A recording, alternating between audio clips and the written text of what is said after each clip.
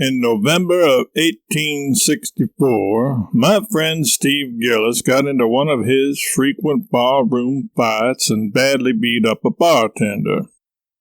I signed a $500 bail bond to keep Steve out of jail for a time. Steve fled back to Virginia City. He had found out that the bartender he had beat up was a close friend of the chief of police in Frisco, and didn't think it would be good for his health to stick around. Steve urged me to get out of town too. But rather than go back to Virginia City, I went up into the foothills to where Steve's brother Jim lived in a cabin. Jim was a gold prospector up there, a pocket miner. While I was up there on Jackass Hill, the place had that name before I got there, I happened to hear an interesting story told by Ben Coon, a man from Illinois who had been a steamboat pilot and was now tending bar at a hotel in Angels Camp, over in Calaveras County. He told it this way. I'm going to try to tell it just as I remember him telling it, in his manner and with his peculiarities of speech. Picture yourself there. It was the winter of 64, 65.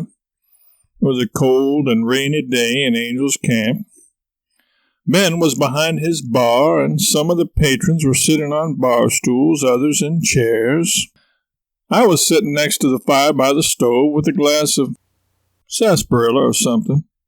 Imagine yourself there and listening to this story. Simon Wheeler was a good deal of a talker. In fact, he wore out 3 sets of false teeth talking. Simon had a friend named Jim Smiley. Jim Smiley was the curiousest man about always betting on anything that turned up that you ever see, if he could get anybody to bet on the other side. And if he couldn't, he would change sides. As soon as he got a bet, he was satisfied.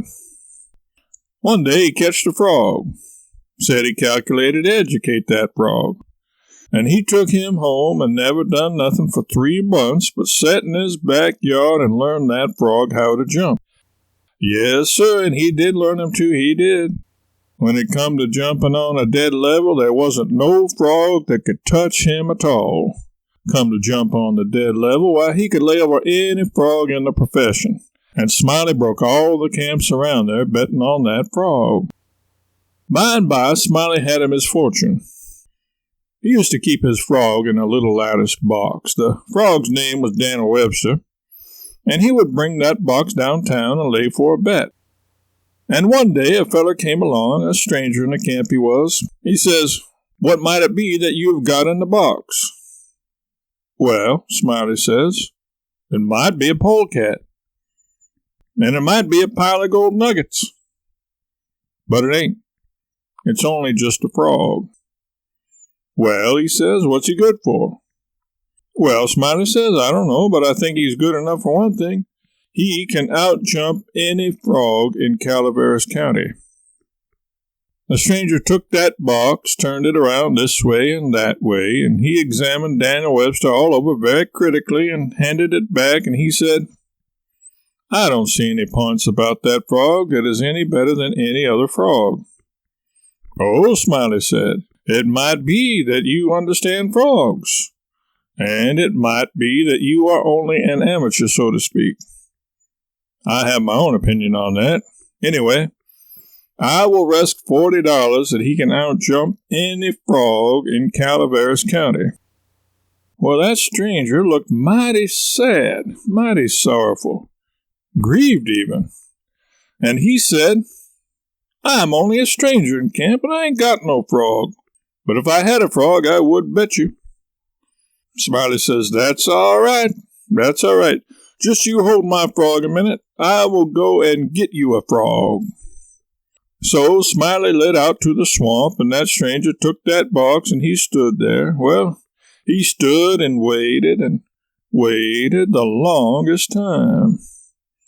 Finally, he took Daniel Webster out of the box and pried his mouth open, took a teaspoon and filled him full of quail shot, filled him full up to the chin, and set him down on the floor. Daniel sat there. Smiley, he flopped around in the swamp about half an hour. Finally, he cotched a frog and brung him to this feller.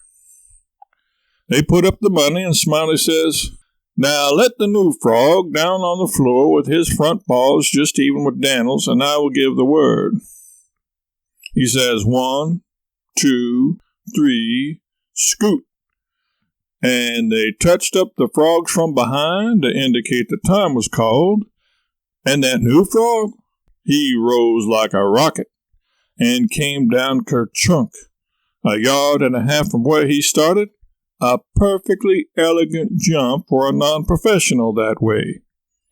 But Smiley's frog gave a heave or two with his shoulders. His ambition was up, but it was no use. He couldn't budge. He was anchored there as solid as an anvil.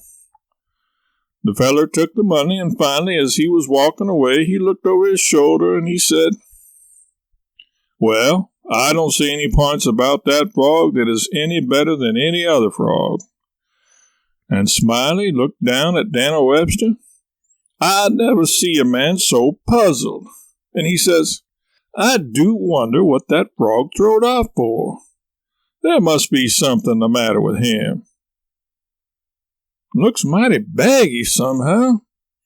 He hefted him and says, "Blame my cats if he don't weigh 5 pounds.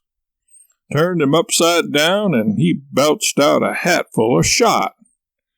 And Simon Wheeler said, 'That has been a lesson to me.' And I say, let that be a lesson to you. Don't you put too much faith in the passing stranger. This life is full of uncertainties, and every episode in life, figuratively speaking, is just a frog. You want to watch every exigency as you would a frog, and don't you ever bet a cent on it until you know whether it is loaded or not." When my adaptation of that story was printed, it made quite a stir, quite a sensation. Not just on the Pacific Slope, where I already had some notoriety, but even out on the East Coast, and throughout the world. Eventually, I became celebrated enough myself that I started giving lectures to full houses, in San Francisco first, and then all over Northern California and Nevada.